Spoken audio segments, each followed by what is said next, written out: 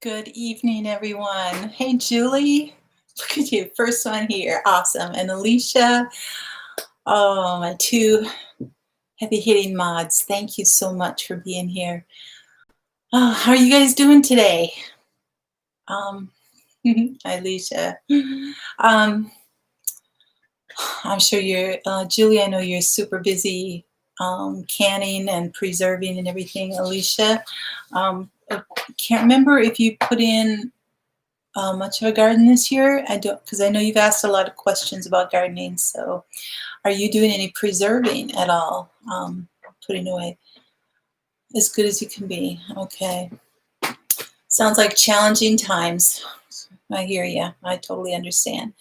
Hello, Megan. How are you tonight? Okay. Well, you know what, Alicia? It's awesome that you're spending a lot of really good time absorbing and learning so that you can just like start out of the gate running there. So that's great. um, oh, thank you. Thank you so much. And it's really, you just get started, and it's so amazing to have a little seed and you put it in the dirt, in the ground, in the soil, in your bed, wherever, in a pot, and it grows and grows and gets big and produces fruit that you can eat. I mean, it's so amazing. It's like miraculous every time. I just love it. It's so great. Should be weeding and weed eating, but yeah, I hear you. I went out to do some mowing and got about 15 minutes of it done, and it was like, I'm still too wiped out. It's going to be tomorrow. So I have a 15-minute head start on what I have to do tomorrow, so that'll be great. So, hey, Liza. Oh, thank you. Thank you so much. I was at my parents'.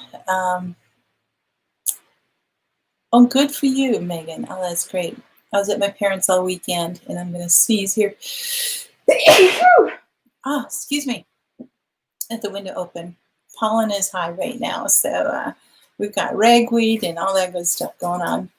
And normally it doesn't bother me. For some reason, this year, this spring, and now, and now this fall, the pollen is just getting to me. So I don't know if I'm just more susceptible or if it's stronger out there or what. But hey, Michigan Daffodil, hello. Aw, thank you guys for reminding one another. That's awesome. I really appreciate it. Thank you, Alicia. Thank you. My mom was finally came home from the hospital Friday. It was Friday.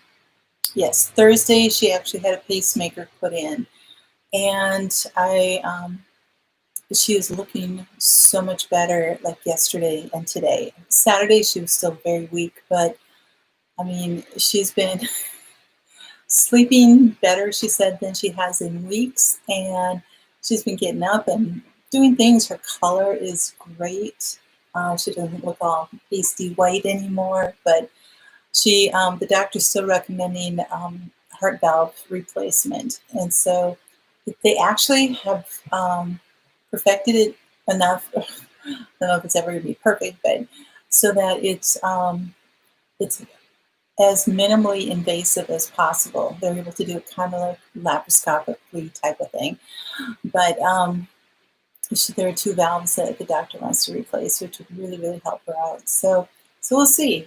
She has to make a decision about that and figure that out. But yeah, I had some challenging times this weekend with them, but I left this morning and they were doing good. So it's all good. And my brother's doing his 2nd round of chemo today. So anyway, so doing all that. So okay, Eliza, there must be something in the air here, the intensity or something. I don't know. Hey, Glenn, how are you doing? Thank you for coming. Thanks, Julie. Oh, I like the flower. It's sweet. That is true, Megan, the stress, and I've had a lot of stress this year. It's, besides COVID, there's been so much going on. So, but yes, and I thank you all for all your prayers, and I know that's really been effective and it's really helped out and everything. And, we all have a journey to take, but if we can be there for one another along the way, that's wonderful. Yes, thank you, Alicia. Who else do we have? Thank you. Must be a lot of people out and about tonight. But I love the 8 that are here. You guys are rocking it. I really appreciate it. So we are, as you can see, I am in a sweatshirt. I'm in a hoodie. Our temps are cooling down. Tonight we're supposed to be down to 51, I think. And I don't know if you've checked it out, Eliza, or not, but we actually, in the next 10 days, we have 4 nights that are in the 40s. And on day like 9 and 10, it's supposed to be like down close to 40. And so with the highs around 50. So we got some chilling air here. For Labor Day, it's going to be cold, and it's like, that's really unusual. It's like fall is coming early. It's just crazy. It really is. You did turn the fans off. Oh, yes, Alicia. Driving back from my parents today, it's about an hour and a half drive, and I was looking around, and our trees are turning already, and they're a good 2 to 3 weeks early, and that's just crazy. Oh, you're sitting in your sauna? Oh, I hope that your electronic device is working in there. That's for sure. Michigan DAFTA, yeah.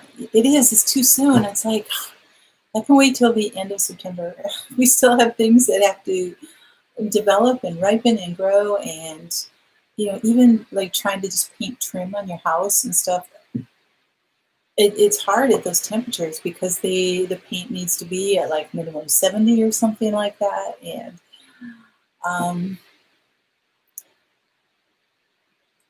yeah, 51. I mean, I know. I mean, it's going to feel really good after the intense heat that we've had this year, but we can have a little bit more of a transition instead of just going from 90 to 50. It's like, hang in the 70s for a little while. We'll be okay with that. Mother Nature trying to protect the crazies from us. Oh, there you go. Oh, that's true. That's true. They'll be up in Duluth for Labor Day. Oh, that will be cool.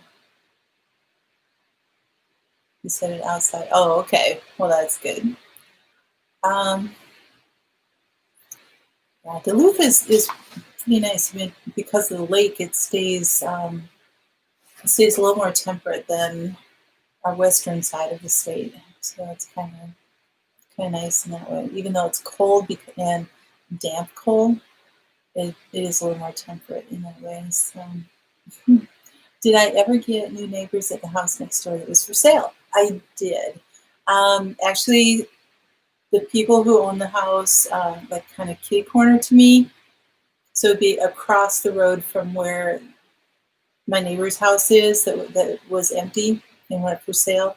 So the people who are across the road actually bought that and are using it for like a garage man cave type of thing, storing his boat and different things in there. So, but they're very, very, very nice couple, and they've got like a couple years left before they're going to retire and actually move up here. So they're up here on the weekends, and they love doing property upkeep and working on the trees, working on the yards, the lawns, and just really trimming it out. So that works out really nice. So.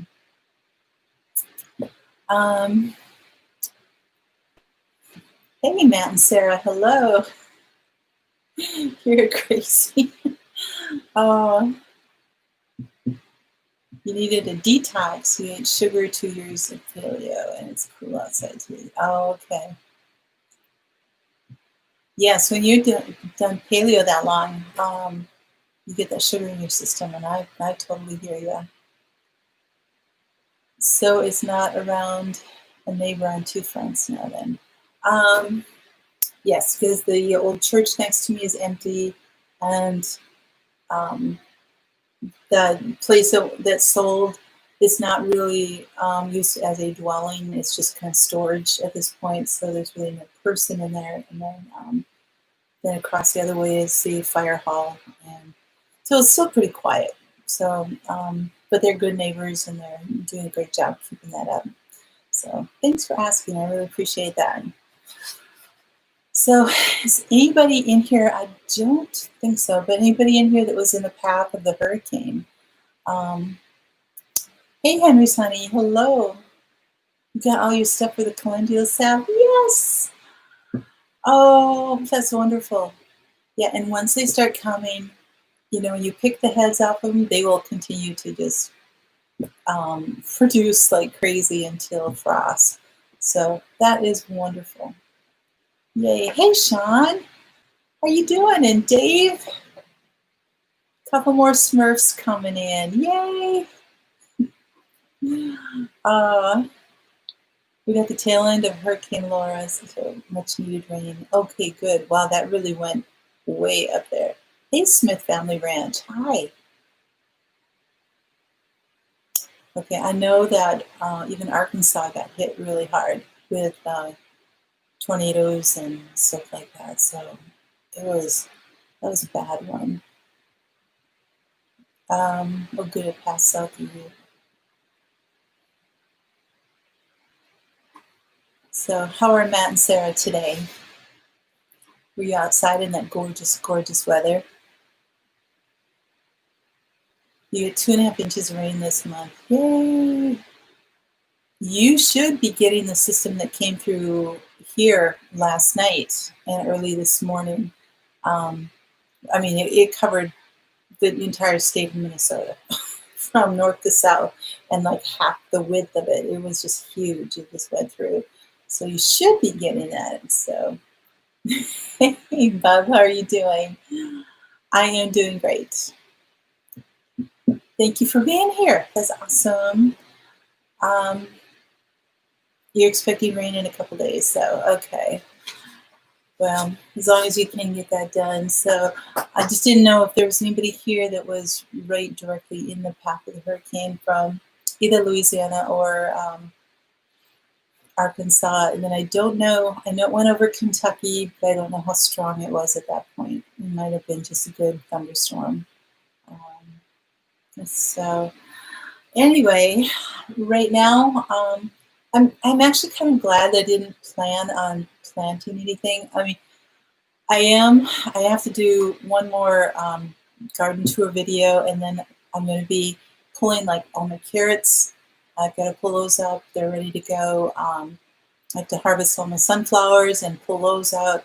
And so once I get all of those out of the really long skinny beds, then I can just let the squash go in there. But I've got squash coming, peppers like crazy. I processed on Friday over 100 peppers. And there's at least that many on the plants yet. And I don't have that many plants, so they're going nuts. The tomatoes are coming like crazy. I've got a good 20 pounds of tomatoes in my fridge right now.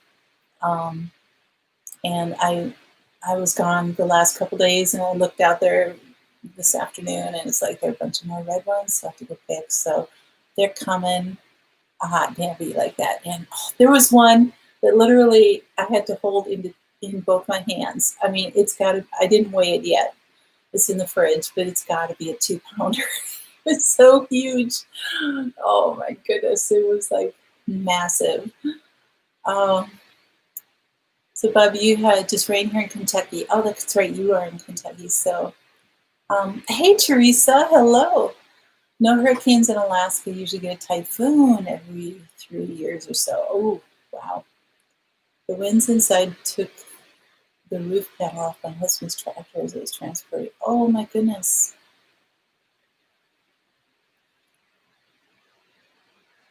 So Eliza, was he like working in the South then? The peppers and tomatoes just looking like crazy. Absolutely. Hey, Michelle, how are you? Great year for us if you have good water source. Yeah, boy, this was a good pepper year. Very, very good pepper year. I'm not complaining at all. Always in South Dakota. Oh, from the storm that came through last night. Yeah, I wasn't even home, so I don't even know how it affected here. But I just woke up to it this morning at my parents', and it was coming down pretty good. You had lots of rain there. So, Teresa, did you have any, excuse me, do you have any problems with the storm with Laura coming through? Because some harvest silage. Okay, awesome. So I'm starting. So I've been just collecting my tomatoes and again picking them when they're just when they're orange, haven't quite turned red yet, because I have had a few pests out in my tomatoes, mostly in the way of birds. They're findy. They see the red and they go ooh, and then they go down and start pecking holes in it. So I'm getting them when they're orange and then bringing them in and letting them finish up ripening and put them in the fridge when I can get to them. Snow, little wind, but lots of rain. Okay. Well, that's good.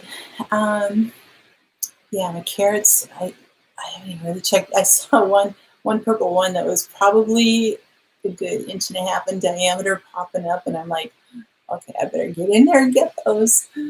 Oh, carrots, sunflowers, peppers, squash. Yeah, like patty pan squash. They've been coming like crazy. I've got quite a few butternut squash out there that are working on ripening up. I've got a ton of herbs that I have to do, and green onions are like crazy. I'm behind on that. And then I've got apples on my trees that are ready.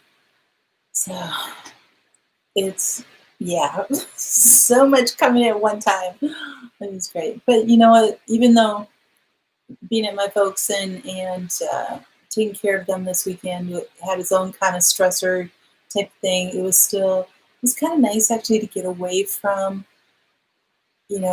harvesting, preserving, just that whole grind there for a couple days, even though I knew I had to come back and dig into it. Sometimes just a change of view, a change of pace really helps. And that's it rained hard a couple of hours. Okay, apples, yes. I am actually going to make apple juice out of it, so some cider. I got my new toy. I got a steam juicer, and got it specifically for doing the apples, and then I want to do tomato juice too. And I do not have time because most of the apples on my tree are smaller, and I don't have time to take 3 or 4 bushels of small apples and go through and clean them up and then make sure I get the good stuff and and do the traditional cooking them down and getting the juice and straining, and whereas I can just cut them up, put them in the juicer and let them steam juice, and then I get juice coming out and I can just can it. It's like, yes, I am so excited about that. And I am about the steaming here. I'm steaming it away, but cabbage moths have killed most everything. Oh no. Well, we're going to be talking about those pests and everything this year, or tonight. So, but yes, I'm going to do, because I do have probably a dozen jars of applesauce. So I might take some of the better ones, the bigger, better ones if the squirrels don't get them, and make some applesauce. But otherwise, I can just turn it on the cider. All right. I actually put a couple links in the description below. So, hey, Patty, how are you doing? So, from time to time, that would be awesome. Okay, I had come across a website and then some other information on, because we've been talking a lot about all the herbs all summer long and more of what they could do medicinally, and some for our garden for different things, and and if they're good to eat or not, or all that kind of stuff. So, Eli, hello. You did catch me. Oh, Dawn, thank you so much. Oh, so good to see you, Eli. I'm so glad you're here. Thank you. So there are a lot of things in, and do we have Hollywood? Chris, are you on here? Did I miss you? Oh, I'm sorry. Well, hello. Yeah, as soon as I start shifting over to another document, all of a sudden I start getting new people in here. So we're loving your nasturtium flowers and leaves and salads. Ooh. I have not done anything in preserving those. Patty, the tinker's wife, she might know more. I'm not sure. In like dehydrating them, that would be the thing I would think that would be done. Is if you want to keep the flowers, dehydrate them, and I'm not sure. But Patty, maybe you have something on there. So, but thank you, Dawn, so much for the super chat. I really appreciate that. Okay, so any pest control. So some of the common invaders, whether it's in your garden or in your house, are ants, beetles, box elder bugs, cabbage white caterpillars, codling moths, earwigs, gall mites, leafhoppers, mice, rats, sawflies, slugs, snails, tomato moths, vine weevils, wasps, whiteflies, and woolly beech aphids. I know there's some others that we have, but this is what that particular site is talking about. There are actually, oh, thanks, Teresa. So Patty says you could dehydrate them. They will have the peppery flavor. The green seeds can be pickled for caper replacement. Ooh, there you go. Hey, Chris, you know what? I totally understand. It's a pleasure to see you here too. We've got a couple here that are it's a joy to see you guys here tonight. So thank you so much. There are certain plants that will attract certain pests. And I found this out definitely a couple years ago when, kind of dealt with normal things, maybe a grasshopper here or there that would like to chew on things, or, some slugs and a little bit of things, just some kind of annoying type of things. But 2 years ago was the first time I grew kale. And it was the first time I ended up with cabbage moths and then cabbage worms. I've never had to deal with them before. But then I found out that and then they totally wiped through my beans and just shredded. They totally lace all the leaves, and it just killed all the plants. There are still a few around here and there that I have not been able to get rid of, but I'm working on it. So Eli says, I can squish a spider with a thumb, but earwig creeps out. There are ways that you can get rid of earwigs too. And I'm not going to go into like all of the little natural ways that you can deal with each thing. This is mostly just plants that can attract different pests, and then plants that can repel your different pests. So kind of working on there. So yeah, those moths. And I think I started out the summer with maybe 1 or 2 moths flying around, and now I've noticed probably about 5, 6, 8, something like that. So they're multiplying, and I need to do that. But okay, DE, yep, those are things that work too. So, obviously they're going to be things that you're going to need to use from time to time that are going to be stronger than just having a companion plant in there. But I'm just kind of talking about plants that kind of work together here that can help. Oh, that's awesome, Megan. Praying mantis, that's good. Your zucchini got eaten by squash bugs. Yeah, so anyway, when I grew the kale, it had so many problems. So those are just some things that maybe I'll try it again inside or something. But for my area, for the pests that are out there, it just attracted, unless I can figure out some things. But anyway, these are plants that attract all your bad pests, so that you know that when you grow them, you're going to have trouble. It's pretty much, a given in that way. So cabbage, you're going to have problems with that. Cauliflower, fruit trees and bushes. So you have apple, cherry, raspberries, all these kind of things. They like to attract the not the beneficial pests in that way. Kale, leeks, onions, peas, tomatoes. And then you have tuberous vegetables like carrots, potatoes, turnips, all those kind of things. And then zucchini, and obviously other squash.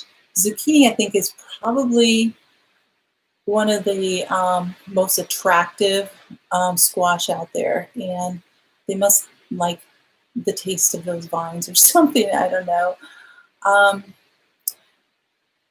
Anyway, so there are so those plants will attract all of your different pests and things like that. So, but so you had the worst problem with one pest eating your garden before you could pick it. You have anything to look out for you. Oh, as long as she's not eating the bugs too, getting a little extra protein there. The vine borers. Would that be for all your squash then?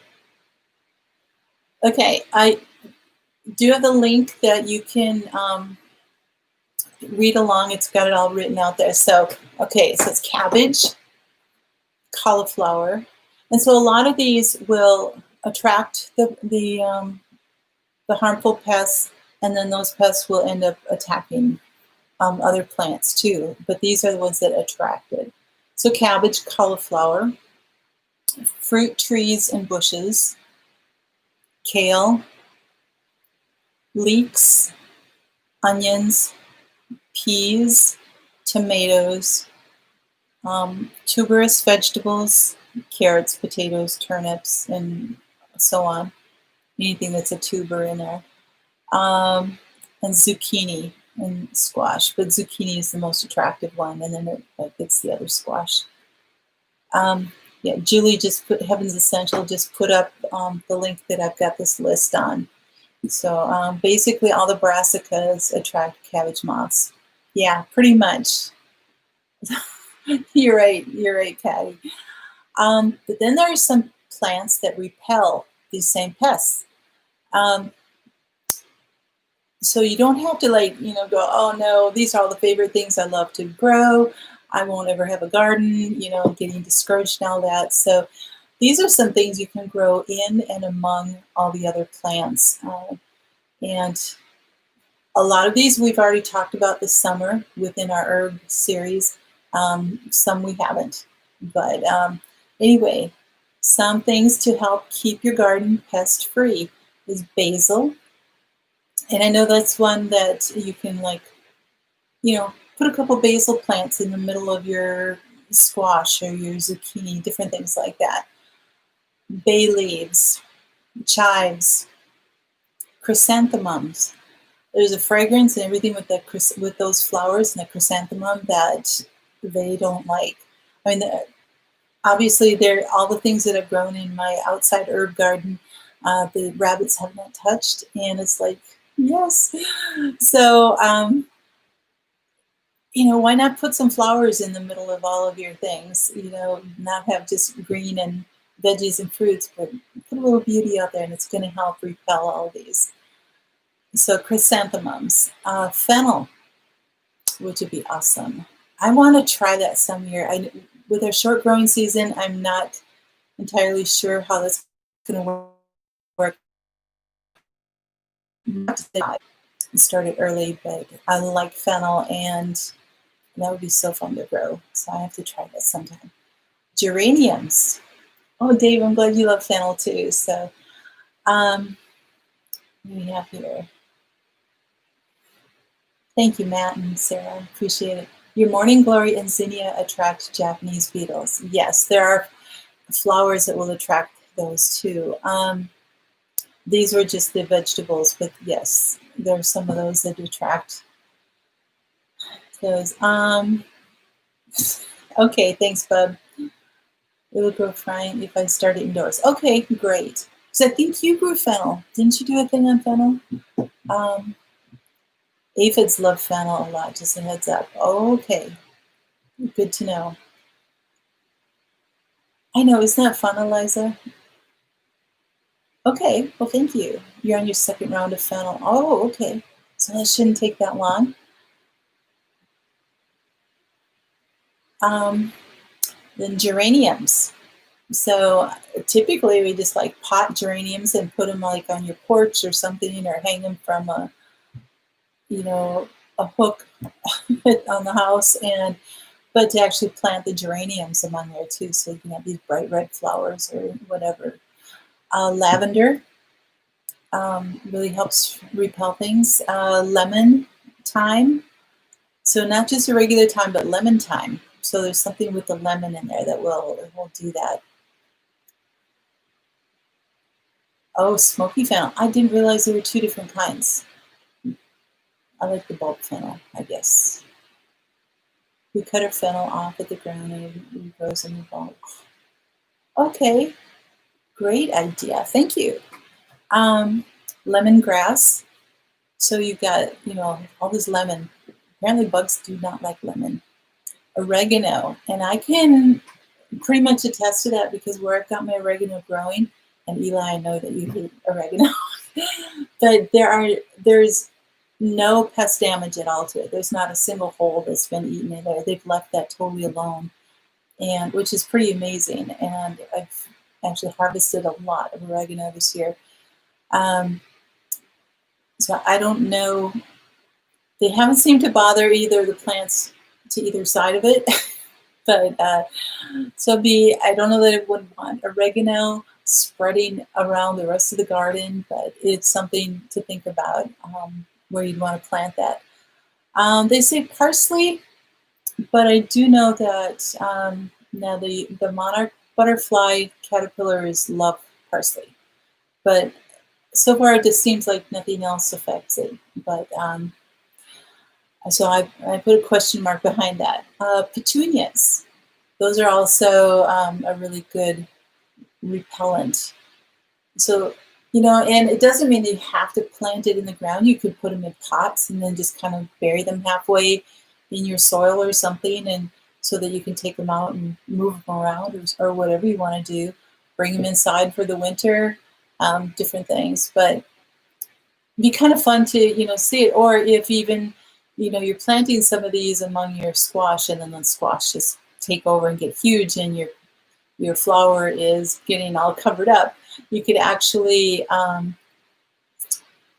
then pull up that pot and then replace it kind of so that it can get the sunlight and do that. So, yeah, support your monarchs.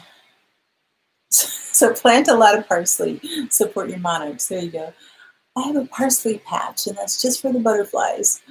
But Dave, I think didn't you grow milkweed on purpose to bring them in? I think that was you, right? Oh yeah, you just said that in there. Okay. Chat's a little bit slow here. Have they been attracted to it? Because I know we've had the monarchs showing up now, so it is the season for them. So I was just wondering how that has worked for you. Hey Christy, how are you doing? Thanks for being here. And then rosemary is another one that will repel other insects. I do not have that in my garden right now. I tried growing that last year and it didn't take. So that's something else I'll probably add to my next year of growing things. And then the last one, I just have to laugh at this, Venus flytraps. So you've got your major repellent there that just eats all the bugs. Your milkweed plants are still small, they won't flower until. Oh, okay. I didn't realize they were a couple year thing. You put potted mint under your apple trees. Oh, did that make a difference, Eliza, on that? Your grandma planted dahlias all the way around her garden in the 70s. You know, it could be. That wasn't on the list here, but you could, research that and see if that is something that could be. So, what else do we have here? Patty, you've had your species of milkweed here for over 10 years and no monarchs. Oh, that's a bummer. Hey, Deb, how are you doing? It was good. It was challenging. I was at my parents taking care of them for the weekend, so but it was good. They're doing much better. Thank you. My mom, for all of you who just come in on Thursday. Well, my mom just got home from the hospital Friday, but she had a pacemaker put in on Thursday, and she still needs to get some heart valve surgery done. But she's 90, and she's deciding whether or not she should go that route or not, or just not give up, but just like, you know what, that's a route she just doesn't want to go. So, because there's a risk, at her age and everything. So, hey, Debbie Carmi, how are you? Oh, okay. Buy new rosemary seeds. You found that they don't store well. Thank you, Eli. I will make a note of that here, actually. So, and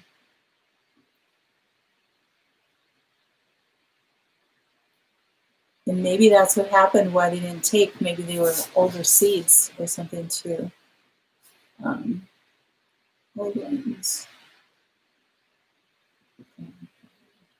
Thank you.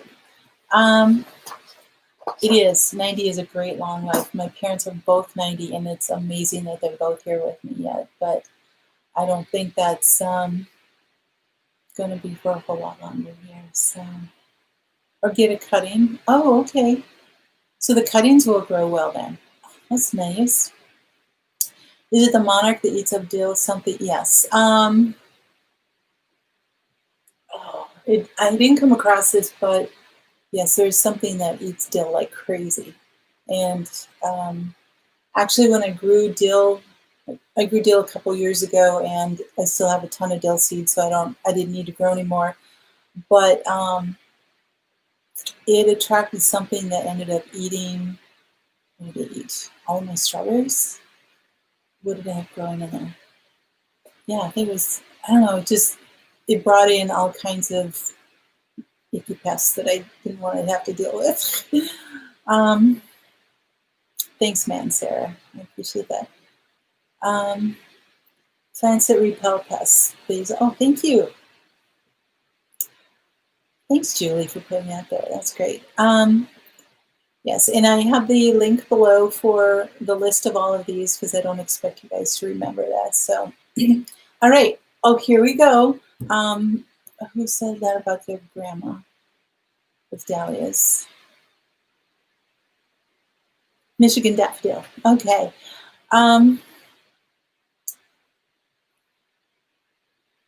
Yes, Eli, absolutely. Your son was home with last minute decision and went to see the Idaho friends. So back making it happen. Oh, so much food to eat. Yeah, I hear you. Well, the Lord has provided that for you to have that extra. So there'll be a reason that it's there. You'll know at the time. So you surround with marigolds and smelly stuff. Okay. All right, so some companion plants, other than the ones there's some plants that invite beneficial bugs. So some of the beneficials that you want to bring into your garden are assassin bugs. I do not know what those look like. Some of these I do, but a lot of them I don't. Assassin bugs, hoverflies, lacewings, ladybugs, not the the Asian bee, obviously, and I'm sure there's some other things on here, but these are the beneficials that they're listing here. So also like some other plants, foxglove, echinacea, violas, and borage and everything, they bring in butterflies and bees, so they love all that. Okay, so those beneficial bugs, assassin, hoverflies, lacewing, ladybug, mini wasp, pirate bugs, they will like eat, kill, or prevent the harmful pests from destroying flowers or fruit or the vegetables. And so they can even protect you, your family, from beetles and mosquitoes and other harmful bugs. So the plants that bring in the beneficials are things that you can plant among your plants also. So you're planting plants that repel the bad ones and that can invite the good ones. So you're creating this incredible symbiotic little world within your garden, which is really kind of cool to think about and just kind of watch all that. So some companion plants: angelica, catnip, dahlias. There you go, Michigan daffodil. She knew what she was doing, bringing in the beneficials. Dandelions, Eli, dill, garlic, goldenrod, hyssop, marigolds, mint, sunflowers, white clover, Queen Anne's lace, and yarrow.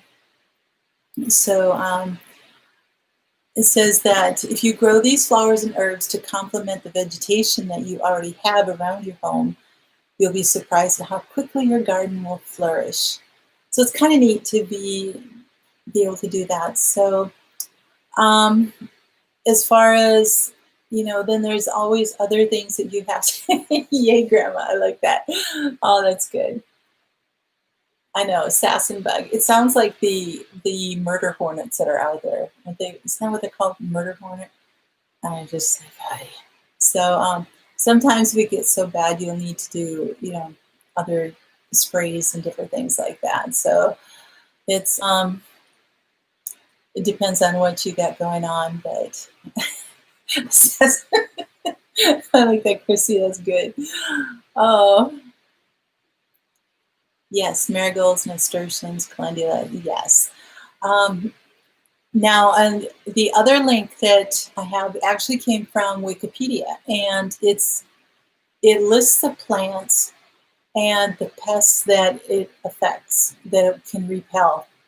So, some of these we've talked about as, again, some of the herbs that we've covered this summer. And let me see, we've got here in the chat. I know, it's murder hornets, so we get all this. So, it just said hyssop. I'm not sure, Patty. Let me see if the other one is talking about it. Nope, they just say hyssop. They're not saying which variety of hyssop. And if that's something that you need, so oh no. See, no. Only one seen on one township, northern Washington. I hear that turtles will drown ducks, so killer. Oh my goodness sakes. Oh, that's awesome, Deb, because of planting so many of the same plants, and you go, oh, very good. Very good. Rather than just like, okay, I'm just planting my tomato, my squash, my, things out, and I don't want anything else. So it's like, yeah, bringing in all of these things. Okay. Man, I wish I could like show you this whole list, but I don't have StreamYard. So anyway, there's different plants. It's in the other link there that Julie put up, Heaven's Essentials, in the Wikipedia. And I'll actually go through which plants repel what pests. So if you're going through, look to see what pests are bothering your garden. And, it's like, okay, I have aphids and wireworms. Well, clover can help with that. Cosmos helps repel the corn earworm. So if you're growing corn and you know that you have a history of that problem wherever you are, grow Cosmos in among the corn. That'll be really pretty too. So Dahlias actually repel nematodes. So there you are, Michigan daffodil. That's what they repel. Fennel repels aphids, slugs, and snails. So Dave, if you don't have much of a problem with slugs this year, it's the fennel. French marigold repels whiteflies and it kills nematodes. It actually kills it, not even repelling it. Geraniums repel leafhoppers, the corn earworm, and the small white. It just says the small white. It's the small white. Lemongrass, lemon balm, and lemon thyme all repel mosquitoes. So if you have a real problem with mosquitoes in your garden, it's like, put all that stuff around there. I mean, it would really create like this gorgeous place too, wouldn't it? You're the killers. Oh, Megan, we don't even want to go there. Cosmos, aren't they pretty? Yeah. You do have slugs, but your cabbage is too far from your fennel. Oh, well, maybe next year, put them closer together. You know, and there you go. That's an example too of, okay, how to lay out your garden. It's like, okay, I know that this is attacked by this, but you know, cabbage gets attacked, but fennel can help. So maybe plant my fennel and my cabbage close together instead of, like you said, at the other end of the garden. So that can help with your garden planning for either this fall or next spring. So I think that would be great. Anise hyssop is a hyssop that attracts beneficial. Okay, and that's the one that we actually, no, we just covered anise. These are the seeds I have for next year to add to my perennial herbs. I showed you guys this last week. And anise hyssop is one of them. So yay! So anise hyssop, for those of you who aren't here, bee balm, some thyme, yarrow, and echinacea. And I have a couple more on order. I think feverfew and a couple other things. They haven't come yet. But now these are all perennials. So I need to start this winter. I think I'm going to start them as early as I can and get them really well established before I put them in, depending on how fast they grow. I mean, my thyme might be 3 feet tall, but I put it in there. Oh, so yeah, Dave, absolutely. Hey, Lisa Huffman, how are you doing? Oh, that's great. You know, the peppermint, when you grow peppermint, snakes don't like peppermint either. So if there's an area around your house or something that you don't want the snakes to be coming into, then plant some peppermint there. Hey, Howie, how are you doing? Yes, polyculture is awesome.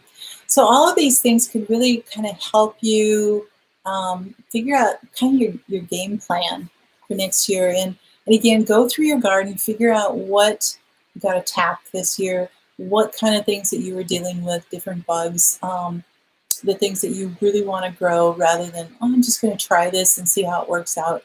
But if they're food that you really, really need to be putting up and to make sure that you can to do all that. So Thai basil is fairly anise flavored. I wonder if that is the same fact. Very well could. Lime basil also repels mosquitoes. Parsley repels asparagus beetles. So plant some parsley among your asparagus.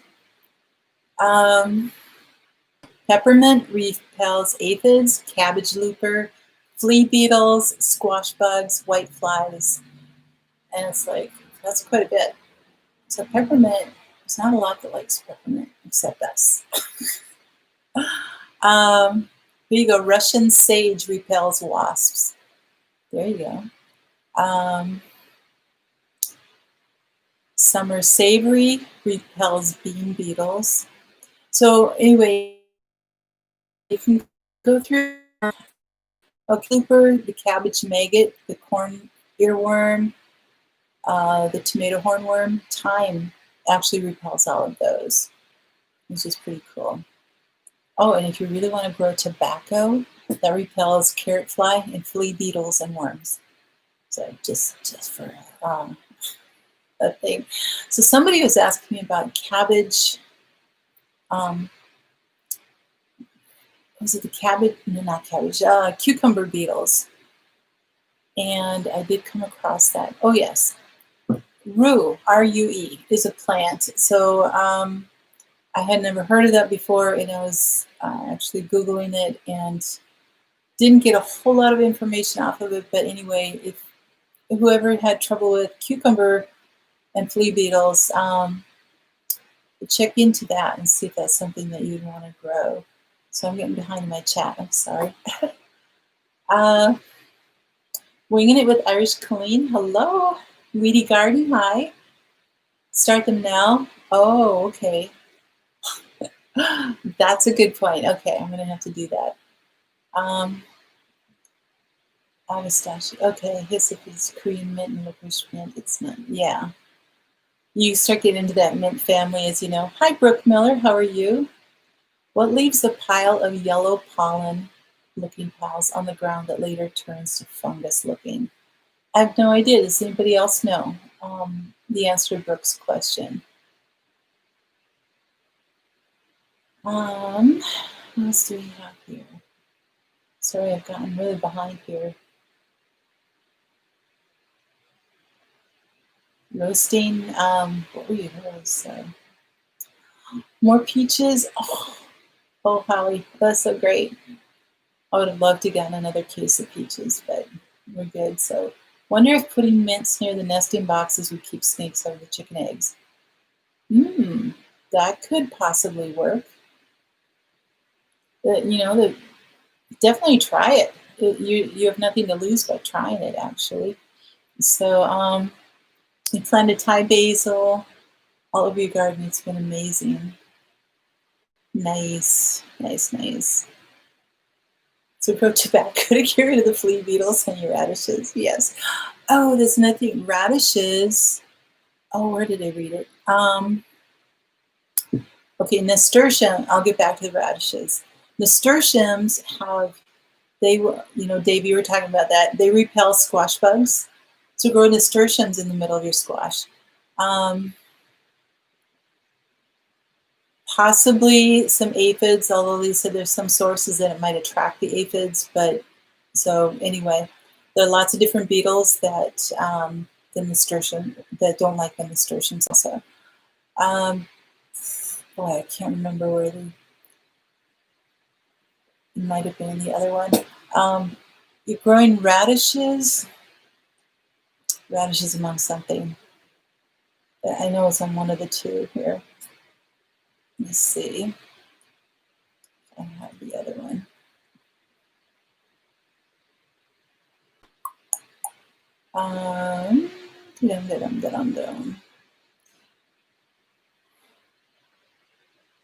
Okay, it wasn't here either. I must have come across it somewhere else. I know it was supposed to help with something for the squash beetles. So growing the radishes around there would be really helpful too. So you have sage and 3 varieties of parsley all over. Oh, nice. Oh, very good. Yeah, rather than just having it tucked off in a corner, just start growing it around. It does kind of, especially if they're perennials, it does kind of limit where, how you grow around them then, and especially if you're doing your crop rotation in your garden. So you could always put them in a big pot, big plastic pot or something. It's to keep them contained. Plant them in there, sink them in the garden around where your other things are, and then you can lift that out and move it to where you're going to plant the next year. So that's always something to think about. Hey, Two Family Homestead, hello. Thank you for coming. Oh, you're welcome, Eliza, and thank you for being here. I really appreciate it. Maybe the flowering spores of the fungus. Oh, okay, there you go.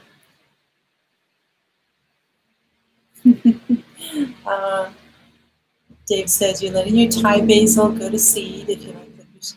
Ooh, I would love some. Yes, I don't have any seeds for Thai basil at all. I would love to get different basils, the lemon and lime basil and the other things going on. So, all right. If anybody has trouble with moles, grow castor beans.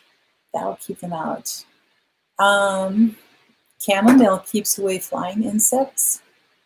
Interesting. Okay, if you have trouble with Japanese beetles, chives and chrysanthemums do a good job. Chrysanthemums also take care of bed bugs. So if you have trouble with that, you know, just put a bunch of chrysanthemum flowers in your bed, and you might get rid of them. Oh, goodness sakes. Alicia, oh, thank you so much. That's so sweet. Appreciate that super chat. Thank you. Thai basil is your favorite, and lime basil, especially with wild Alaska fish. Sean, are you still here with your wild Alaska fish?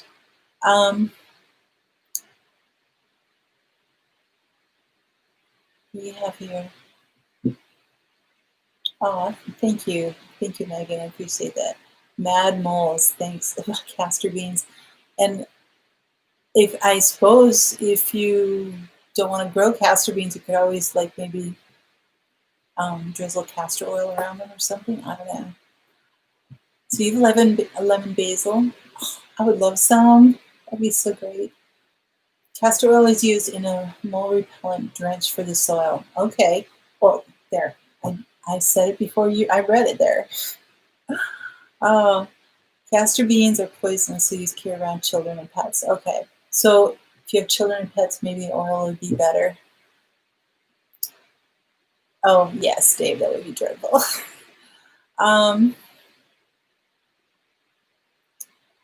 That's so great. Castor oil repellent now. Okay. You just found a mole hole in your onion bed, but not in this. Okay. Well, that's good. Biochar and wood ash keep land balanced for bug protection, like from click beetle and wireworm, and garlic for ticks and fleas. Clay in water sprayed onto the plants when young. Thank you, Holly. That's some good points there. Absolutely. All right. Thank you. Thank you, Michigan Daffodil. I appreciate that very much, because I know that your comfrey is growing like crazy too, right? So I'm so glad that worked out well for you. So yes, if you guys need more of the information and all the details, the links below have all of that stuff in there. And Heaven's Essential, Julie's been awesome in posting the links like crazy. And got a couple things left, but I want to thank all my mods so much for all the work that you do and for posting links and watching my back and everything. So it's like awesome. Oh, so great. I'm so glad that the comfrey's doing well.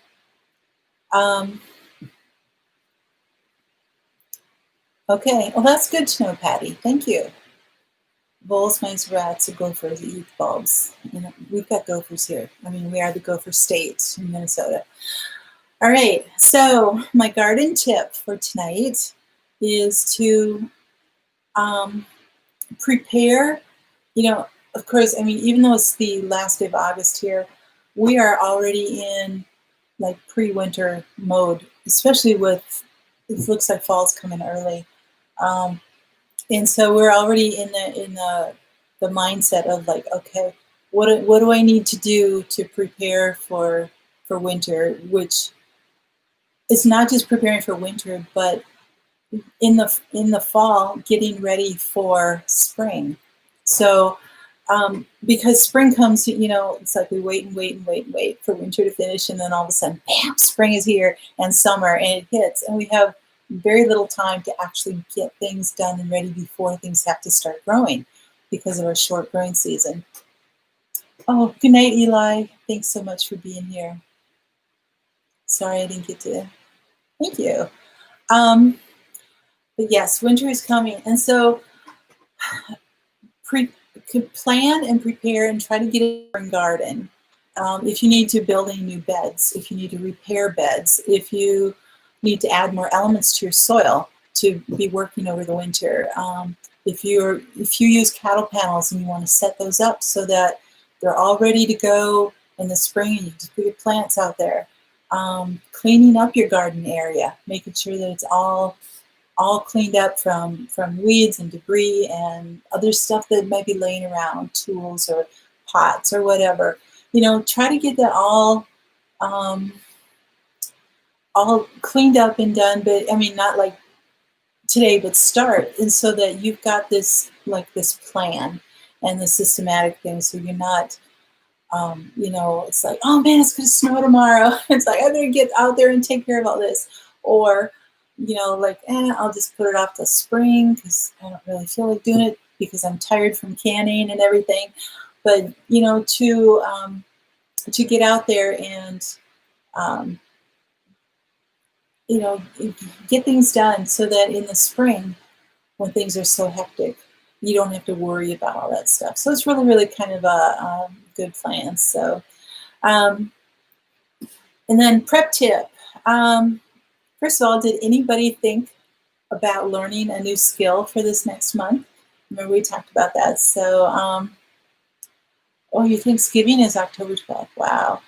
Bye, Bob. Thank you so much. You're 30 to 45 days to frost. Yeah, it's so close. Well, this, in about a week and a half, we're supposed to be down to 40 degrees. And so we're heading close to that frost already in September. And so it's coming quickly.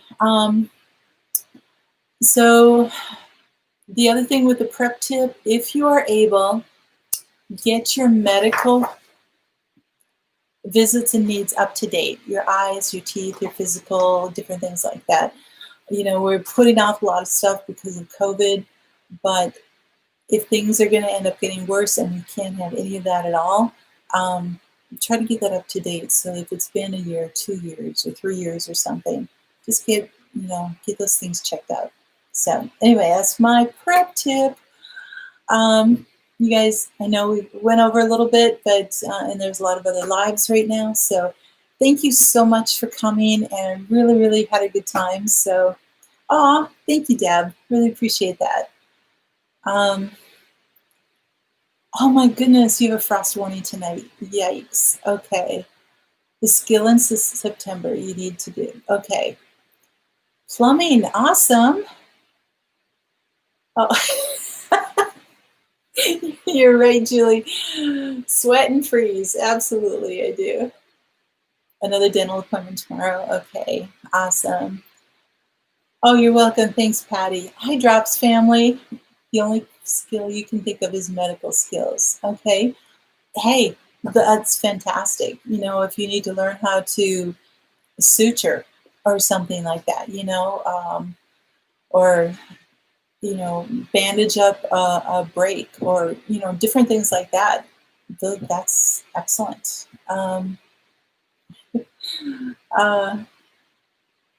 I love you guys too. Thank you so much for coming. I used to call you a bad doctor. Well, just learn a skill that is totally out of your area of expertise and your comfort zone, and just kind of work on that. So anyway, you guys, thanks so much for coming, and I appreciate all your prayers from my parents and my brother. And I'm so grateful to all of you for your friendship and everything else. So we will catch you next week, and it will be colder. At least that's what the forecast is. So I have a busy week trying to get everything done. So, all right, you guys, take care. God bless. Always have hope, and have a great week. Bye-bye.